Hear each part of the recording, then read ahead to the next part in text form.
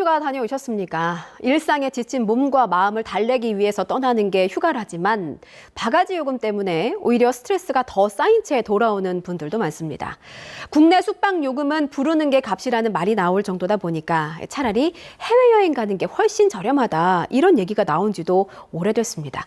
해마다 반복되는 바가지 논란, 근절할 수 있는 방법은 없을까요? 한라대 문화관광경영학과 류시영 교수와 함께 자세한 얘기 나눠보겠습니다. 교수님 나와 계시죠? 네, 안녕하세요. 강원도 원주에 있습니다. 한라대학교 문화관광경영학과의 유시영 교수입니다. 반갑습니다. 예, 교수님 최근에 제주도로 휴가 다녀오셨다고 들었습니다. 제주도 분위기 어떻던가요? 예, 저도 벌써 다녀온 지 한 2주 정도 되었는데요. 예. 7월 달에 아이가 이제 방학을 하고 나서 바로 이제 제주도를 갔다 왔습니다. 저는 제주 굉장히 자주 가는 편이고 지인들도 많이 이제 제주에 있어서 현지 정보들을 좀 많이 알고 있는데요. 바가지에 대한 그런 경험은 없이 그냥 편안하게 잘 다녀온 것 같습니다. 네. 굉장히 제주도를 많이 방문하는 편인데, 이번에 다녀온 제주도는 제가 그동안 가봤던 제주 이렇게 여행 경험을 통틀어서 딱 봤을 때 굉장히 사람이 적더라고요. 7월 달철임에도 불구하고. 휴가, 코로나 시기에는 정말 많이 있었는데, 지금은, 해외로 많이들 가신 건지, 어떤 건지, 그렇게 많지는 않았습니다. 그래서, 여행을 하는 입장에서는 조금 여유롭게 이렇게 다녀오긴 했지만, 그래도 관광 쪽에 종사를 하고 있는 전문가로서, 그 원인이 좀 궁금하기도 했고, 시장분들하고 이렇게 상인들하고도 만나서 얘기를 해보니까, 그런 직접적으로 피부로 느끼고 있다라는 얘기를 많이 하시더라고요. 그러니까 잠시 쉬러 떠나셨다가, 어떻게 이제 교수님 하시는 일이 있으니까 또 전문가로서 분석까지도 하게 되셨던 것 같아요. 어떻게 분석하십니까? 이제 사실 최근에 물가가 많이 올랐기 때문에 물가 오른 거는 제주도만의 문제는 아닌 것 같거든요. 관광객이 줄어든 이유는 뭐라고 분석하셨어요?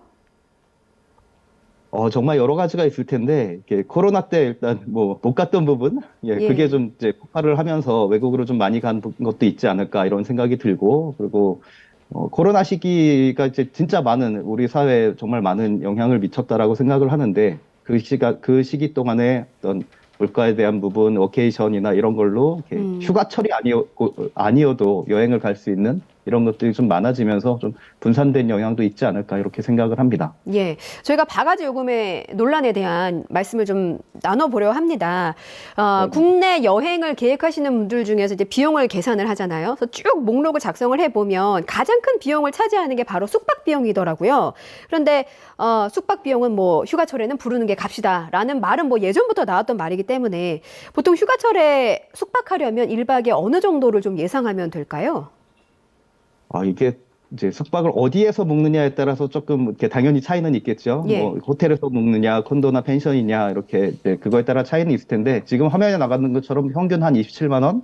이 정도로 나왔다고 하고, 좀 숙박 형태로 보면 좀 달라질 것 같습니다. 근데 금액이 얼마냐도 중요하지만, 전체적인 이제 전체 여행비에서 차지하는 비중을 보면, 저도 이게 자료를 좀 찾아봤는데, 출처가 정확하게 기억이 나진 않지만, 식비하고 숙박비가 한 30% 정도를 차지하고 있습니다. 그러니까 내가 예를 들어서 전체 예산이 100만 원이다라고 했을 때 숙박비와 식비가 차지하는 게 그 두 개가 이제 절반 이상을 차지하고 있는 거죠. 그리고 그 안에서도 지금 이제 화면에 나오는 것처럼 콘도나 호텔을 이용할 때 좀 많아지고 있는 그런 현상들이 나타나고 있습니다. 숙박비 비중은 한 27%, 8% 정도를 왔다 갔다 하다가 코로나 이후에 조금 더 증가하는 그런 경향이 나타나고 있는데, 이거는 코로나를 겪으면서 위생이나 안전이나 이런 것들에 대한 이제 관심이 높아지니까 조금 더 고급 시설을 찾는 게 아닌가라는 생각이 들고요. 식비에 대한 비중은 이제 물가 상승률하고 이제 거의 이제 정확하게 영향 미치는 그런 부분이 아닐까 이렇게 생각을 합니다.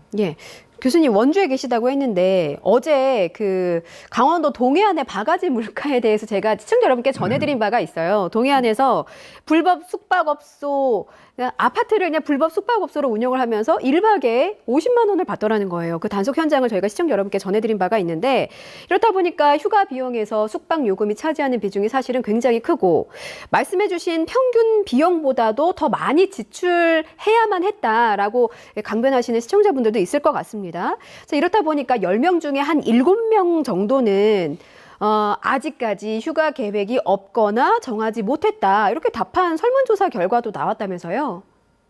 예, 저도 그 내용을 언론에서 접한 적이 있는데요. 예. 참, 이 바가지 요금 문제가 정말 지역에서는 이제 강원도에 있다 보니까 또 강원도가 관광으로 굉장히 또 이렇게 관광이 중요한 산업이다 보니까 예. 관심이 많은데, 참 이게 어려운 문제네요. 네, 뭐 자정 노력이 좀 더 필요할 것 같다는 생각이 들고요. 지금 말씀하신 어떤 휴가 계획에 대한 이 설문조사 결과는 방금 말씀하신 것처럼 이러한 바가지 문제에 대한 영향도 있을 것 같고, 아니면 예전에는 사실 딱 휴가철에만 거의 전 국민의 굉장히 많은 부분이 이동을 했는데 지금은 휴가가 좀 분산되는 부분이 있어서 조금 구체적으로 현황을 들여다봐야 알겠지만 진짜로 휴가 계획이 없는 분들도 있을 거고 요 휴가철에 휴가 계획이 없는 분들의 응답도 같이 좀 포함되어 있지 않을까라고 강원도민으로서 한번 그렇게 생각을 해봅니다. 예, 휴가가 분산되는 측면이 있다고 하셨는데 사실 분산되는 이유 중에 하나는 뭐 휴가로 자유롭게 쓸 수 있는 분위기가 더 확산된 것도 있습니다만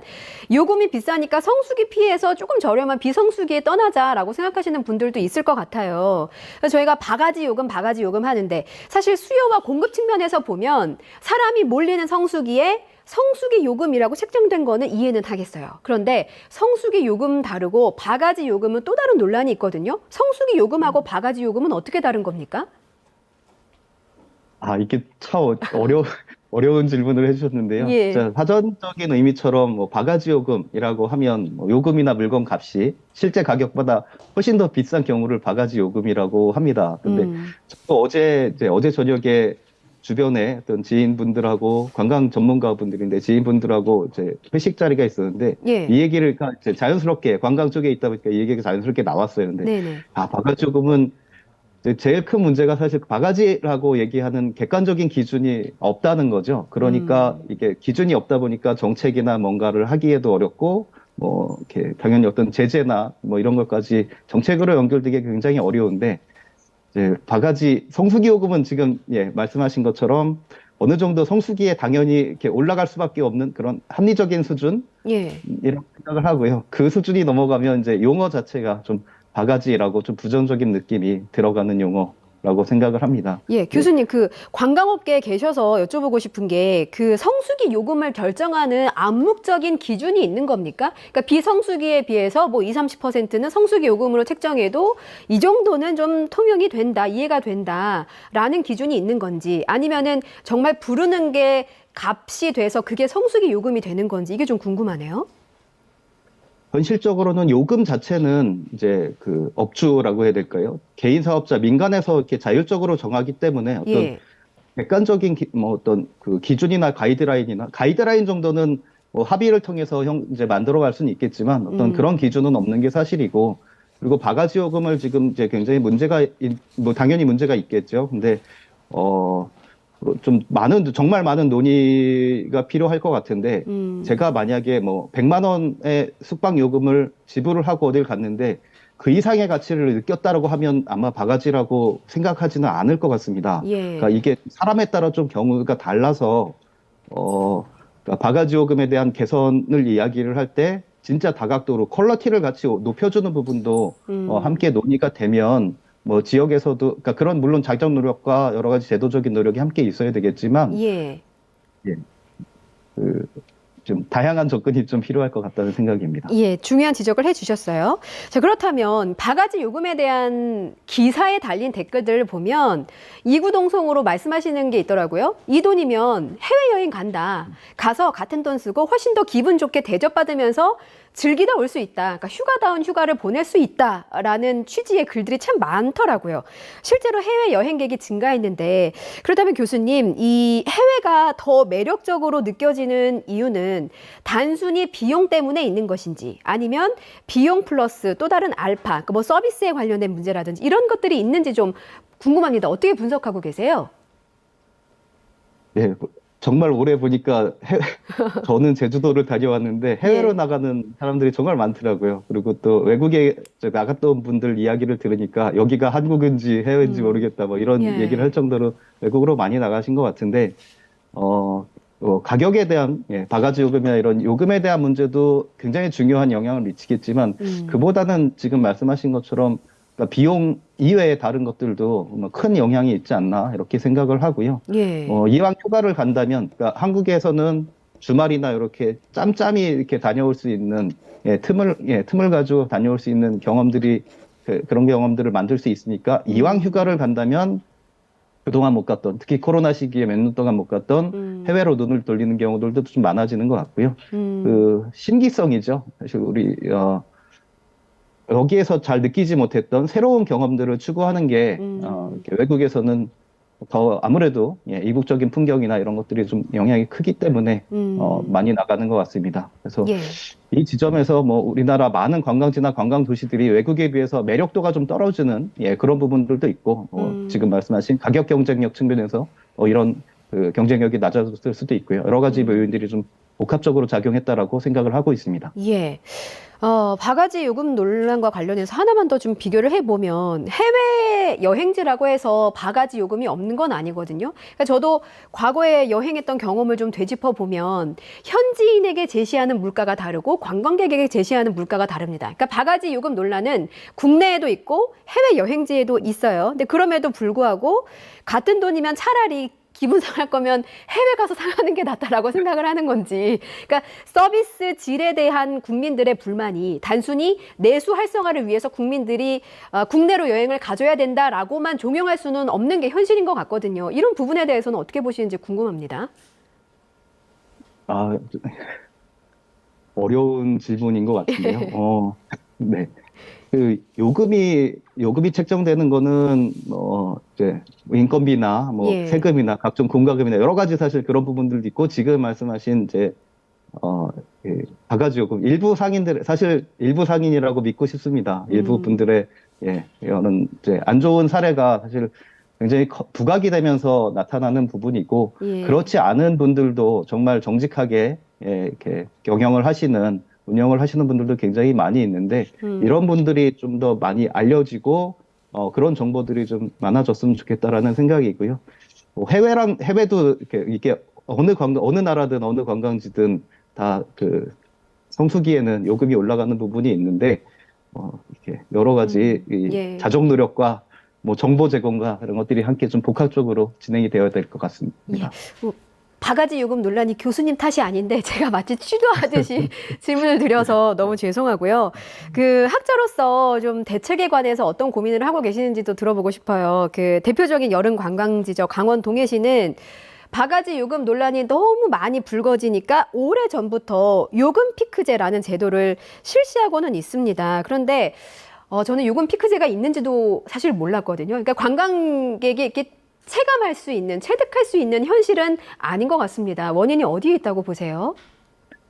예, 저도 동해시에서 지금 시행하고 있는 피서철 숙박요금 제도이죠. 성수기, 그러니까 7월, 8월 숙박요금을 평상시 요금의 최대 2배 이내로 책정을 해서 사전에 신고를 하고 그걸 넘지 않겠다고 이제 하는 그런 제도인데 올해 제가 찾아보니까 96개 숙박, 민박 업소들이 동참을 했다고 합니다. 근데 이것도 역시 이제 자발적 참여에 좀 기반한 거라고 생각이 되는데요. 예. 저 역시 조금 부끄럽지만 이 제도에 대해서 사실 이렇게 자주 들어보지 못한 그런 정책입니다. 저 역시도 강원도에 있고 강원도에서 관광을 학생들한테 가르치고 있는 입장에서도 잘 몰랐던 이제 정책이어서 지금 이제 말씀하신 것처럼 관광객들이 피부로 와닿게 이제 홍보하는 부분, 아무리 좋은 정책이 있어도 이제 알지 못하면 그 효과가 반감이 되기 때문에 이렇게 많이 알릴 수 있는 그러한 부분들이 좀 더 필요할 것 같고요. 예. 네. 그 지역의 어떤 자발적인 참여 이런 것도 사실 시도는 굉장히 좋은 시도인데 정착되고 확산되고 그게 효과를 보는 데까지 조금 시간이 필요할 것 같다는 생각이 듭니다. 예. 숙박료 논란과 관련해서 일각에서는 3번 이상 과하게 책정하다가 적발되면 숙박업의 면허를 박탈하겠다라는 취지로 삼진 아웃제를 도입하자 이런 목소리도 있더라고요. 삼진 아웃제 도입되면 좀 바가지 숙박 요금이 근절될 거라고 보시나요? 다양한 방법을 찾는 과정에서 나온 이제 논의라고 생각이 되는데 현실적으로 시장 경제에서는 조금 어렵지 않을까라고 생각이 들고요.